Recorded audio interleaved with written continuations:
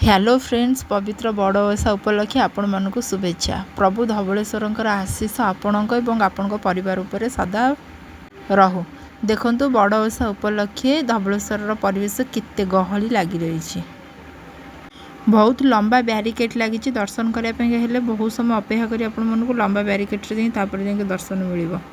जेहेतु बड़ ओषा हूँ धवलेश्वर मुख्य पर्व से धवलेश्वर ही बहुत भिड़ होता है बड़ ओषा दिन। बाकी वर्षक 12 मासरे जहाँ जमी भिड़ होता है कि बड़ ओषा ही सब बेसी भिड़ होता है। बड़ ओषा उपलक्षे ये हूँ धवलेश्वर सातंकर बड़ सिंहार बेश।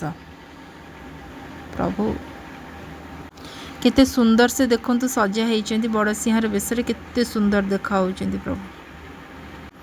पंचुक 5 दिन में 5 प्रकार ही बेश होता है ठाकुरंकर।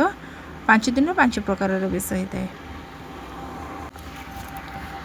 ये हूँ गजा मंडा प्रस्तुतर दृश्य। जो भोग लगे जो मंडा जो भोग लगे सेटा केमती तैयारी होची तार दृश्य ये देखो। ये हूँ भोग मंडा गज मंडा आगे ठाकुर पाखे भोग लगे तापर समस्त मिल से बिक्री हुए। आपण मैंने गले आराम से भोग किणी आनीपारे।